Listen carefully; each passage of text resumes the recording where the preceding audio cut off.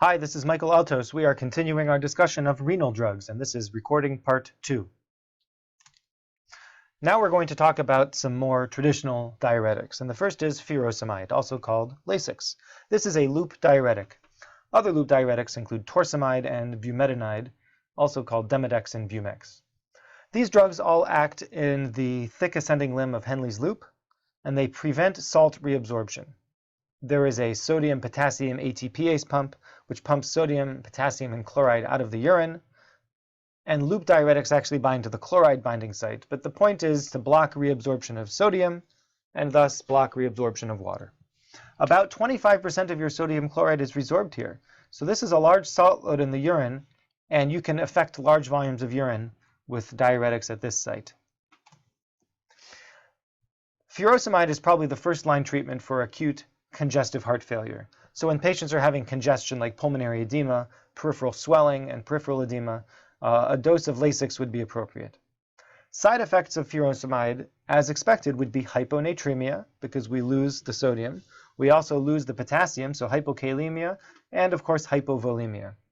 Now, if we have a patient who's already hypovolemic, and then we go ahead and diurese them anyway, in the hopes of generating some urine output, what we're actually doing is making things worse. We can lead to a renal injury, and in fact, they can become so hypovolemic that they don't have enough perfusion to the tissues in their body and can in fact become ischemic. There may be some cross-sensitivity in patients with sulfa allergy, although in my practice, I've never withheld furosemide because of a known sulfa allergy. There's also potential for ototoxicity, especially at higher doses. A normal dose of furosemide is between 0.1 and 1 milligram per kilogram. I would say in a naive patient who's not received Lasix before, 5 or 10 milligrams is a good starting dose. 20 is reasonable if you're trying to treat an emergency situation. Hydrochlorothiazide is similar to a loop diuretic. It acts at the distal convoluted tubule. And hydrochlorothiazide is one of many different thiazide diuretics. The mechanism is similar. We block sodium chloride reabsorption with the same overall result of losing a number of different electrolytes together with free water. These drugs are often given in combination with another agent, as we will see in a few minutes.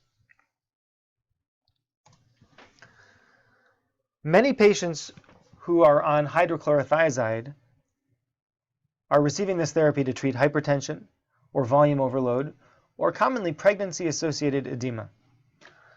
The initial effect that we see is due to just decreasing their extracellular volume, but even after we've decreased their volume, there's still a sustained effect, which is probably due to peripheral vasodilation, and that's what helps with the hypertension.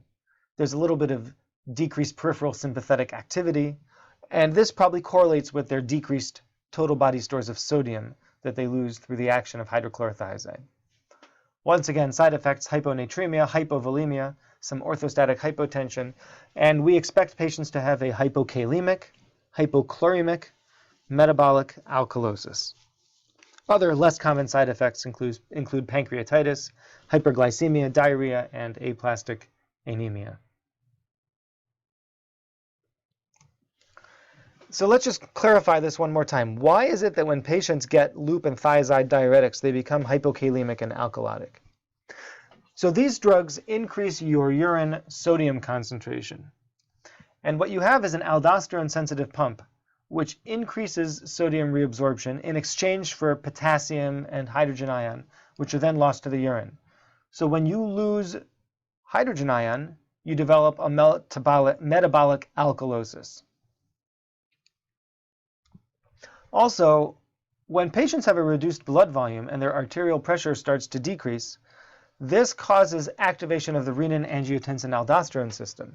And as your aldosterone increases, your sodium reabsorption increases, which again causes you to lose potassium and hydrogen ion.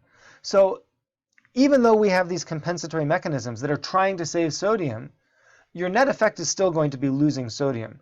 But in the process of trying to minimize that loss, you start losing potassium and hydrogen ion as well. So in the end, you lose all three, and you become hypokalemic, volume depleted, and alkalotic.